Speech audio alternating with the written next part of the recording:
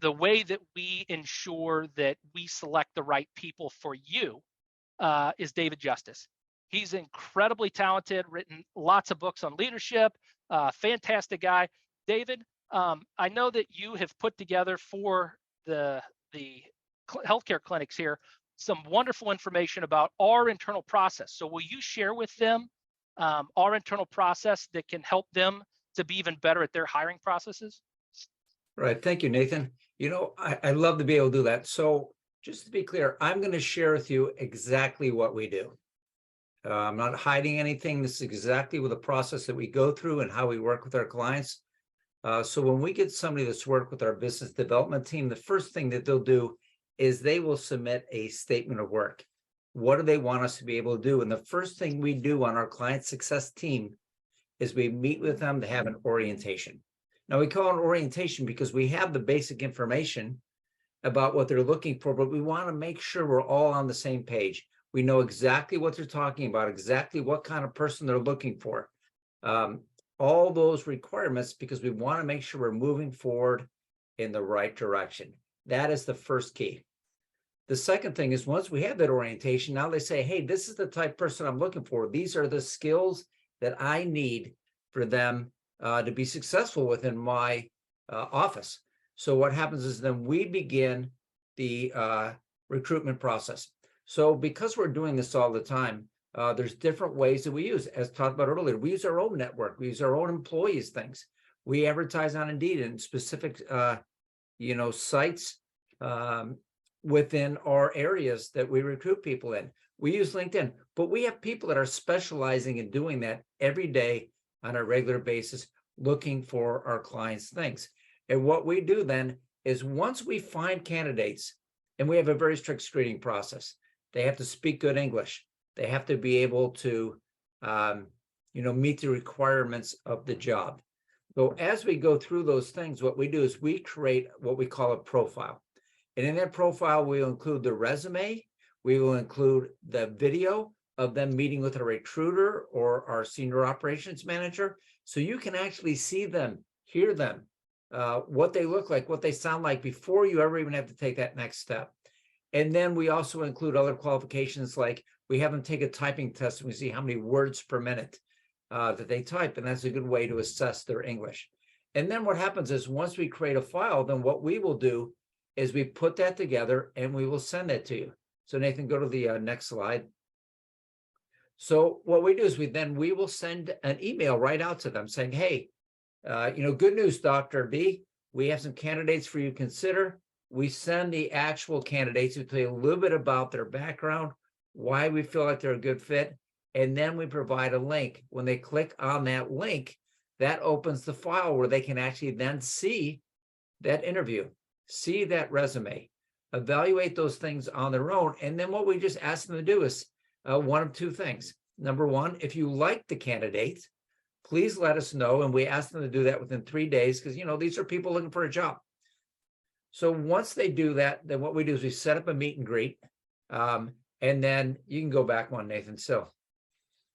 So we set up the meet and greet. And then that's where they can actually, I come into that call or one of my team members with the actual candidate and they can ask questions. Now it really varies by doctors. We have some doctors that, it's been a whole nother interview. So they ask a lot of questions. Other people are just looking for the fit, some more basic questions, but that is totally up to you. And then if you like that person, then we move on to the next stage. And if you don't like that person, that's fine too. Just let us know how we missed the mark and we keep looking. We send you more candidates to be able to look at. But just to be clear, we do have somebody who specializes in that.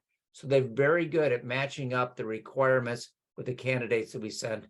So we're generally able to get that within the first try. So once you actually accept your candidate, what we do, we put them under contract, we find out what their start date is, and then we have the training phases. So for our healthcare virtual assistants, we put them through an intense week of training beforehand.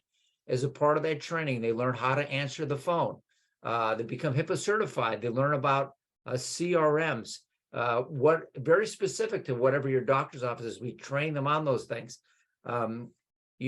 Confidential communication systems, that you guys are able to share. We train them on all those things before they ever even come and start working with you. So when they begin to work on your training processes, which is really where the Dr. Metu method comes in, because he tells you exactly how to do that, what happens is they already have that foundation built now. So when they come in and begin training with you, they're not like hearing about your CRM for the first time. They've actually heard about some of the things, some familiarity with what's going on, and then you just have to teach them your process to be able to do that. So Nathan, go to the next slide for us. So the Dr. Metu method. So this is what happened. Dr. Metu was a doctor that came on board with us, and he just had this most logical way of setting things up. And so he said, hey, I'll just share that with you. So what he did was he shared that, and then we named it the Metu method. That shows step-by-step how a doctor was able to onboard his virtual assistant. What did he do? How he set up these specific phases of training. What was the most important things they needed to know in phase one? Then once they knew that, how did they go to phase two? And so the beauty of this is that because it comes from a doctor, he understands, uses the lingo and the logic that you can simply follow to be able to do that. So with every client that we have coming in, we share the Metu method with them so that they can prepare and follow the successful model, because it works. When you follow the things that he has shared and set up, it helps shorten the learning curve for your virtual assistant coming in. Nathan, go to the next slide. So what happens is, as we begin the training, this is what I always tell people, the secret sauce is good communication. So we communicate with you all the way through the process. We don't just find you somebody and then disappear. We stay there with you through every single point of the process. And our goal is within 30 days or less from the completion of training is for you to give us a thumbs up that everything is going great in your campaign. And this means that you're happy with your agent. We feel like we're moving in the right direction. So what we do is we communicate on a regular basis. So in the first 6 weeks after training, we just send you a 1-question survey. Scale of 1 to 10, how is your agent doing? If it's less than an 8, we ask you to give us feedback to be able to do that so that we can correct the process right as we go. Of course, you can do things in between. You don't have to wait for that email.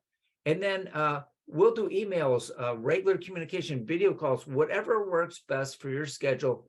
We set up to be able to do that. Once we get out of that training period, we like to meet with you at least once a month, kind of see how things are going, where we're at, and how that process goes.